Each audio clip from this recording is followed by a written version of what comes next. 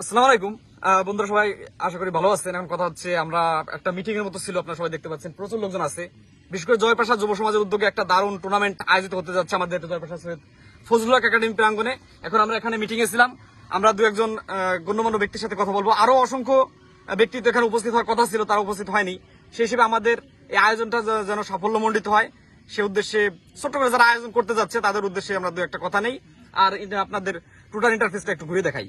আপনারা দেখতে পাচ্ছেন যে এখানে ছোট বড় মিলে আমরা প্রায় 80-90 জন লোক এখানে একত্রিত হয়েছিলাম। শেষে আমাদের ফুফোজান আছে এখানে। আসসালামু আলাইকুম। আচ্ছা ফুফোজান, এই যে একটা টুর্নামেন্ট আয়োজিত হবে, এটা নিয়ে যদি আপনি ছোট করে কিছু বলেন। না, এটা আমি আমাদের ছেলে, এই যুব সমাজের ছেলেরা, এরা যে আয়োজনটা নিচ্ছে, এই আয়োজনটা আমরা যে মুরব্বী আছি, এরা আমরা খুবই খুশি। আমরা তাদের সাথে আছি, থাকবো। আজ যাতে কোনো সমস্যা না হয় বা কোনো সমস্যা হয়নি। আমাকে গ্রামের লোক আছে, গ্রামে মুরব্বী আছে, গ্রামের সবকিছু যা দায়ভার নিবি মুরব্বীরাই। ঠিক আছে, অসংখ্য ধন্যবাদ। যাক, আমরা মুরব্বীকে পেয়েছিলাম। এখন আয়োজন কমিটিতে যারা আছে, খেলা কবে কি হবে না হবে ছোট করে আমাদেরকে অনিক হাসান কাকু একটু ছোট করে বুঝিয়ে বলবেন। আসসালামু আলাইকুম।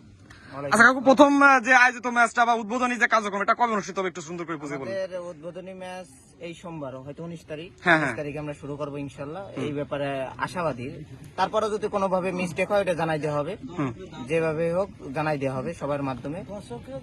আচ্ছা, তো বন্ধুরা দেখতে পাচ্ছেন আমাদের এলাকার প্রত্যেক পাড়ার লোকই কিন্তু এখানে উপস্থিত ছিল। সেই দিক থেকে আগামীতে যে টুর্নামেন্ট আয়োজিত হবে, এখন আমরা মানে যারা মুরব্বী আছে, স্থানীয় প্রশাসন আছে, প্রত্যেকের সার্বিক সহযোগিতা কামনা করছি, যাতে আপনাদের সমন্বিত উদ্যোগে কোনো ঝামেলা না হয়। এর আগে আমরা টুর্নামেন্ট আয়োজন করেছিলাম, সেখানে নিছক কিছু ঘটনার মাধ্যমে কিন্তু আমাদের যে টুর্নামেন্ট, সেটা কিছু সমস্যা হয়েছিল। আমরা আর একজন ইয়াং জেনারেশনের সাথে কথা বলি, জয়ের সাথে কথা বলি। আসসালামু আলাইকুম।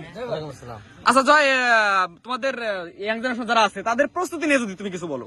আমাদের প্রস্তুতি এখানে আমরা যে পরামর্শ করছি, প্রস্তুতি নিয়েই সার্বিক প্রস্তুতি। আমাদের যত কমিটি আছে প্লাস ভলেন্টিয়ার আছে, সবাই সর্বোচ্চ দিয়ে সবার সাথে ভালো ব্যবহারের মাধ্যমে আমরা খেলাকে সম্পন্ন করার চেষ্টা করতেছি ইনশাআল্লাহ। আচ্ছা, এই পাশ থেকে যদি একজন মুরব্বী বলতেন। আসসালামু আলাইকুম। আচ্ছা, আজকে ছোট করে পরামর্শ হলো, এটা নিয়ে যদি কিছু বলেন। বলবেন নাকি বলবেন না? যাক, কথা হচ্ছে অনেকেই ক্যামেরার সামনে নার্ভাস ফিল করে। যাক, আমরা এটাই চাই যে আমাদের টুর্নামেন্টটা যাতে সুন্দরভাবে আয়োজিত হতে পারে। আর যারা আজকে এখানে উপস্থিত হতে পারেন নাই, তাদের প্রতিও দৃষ্টি থাকবে যে আগামী ম্যাচগুলোতে আপনারা অংশগ্রহণ করে আসবে। আসলে যদি কিছু বলো ছোট করে। হ্যাঁ বলো।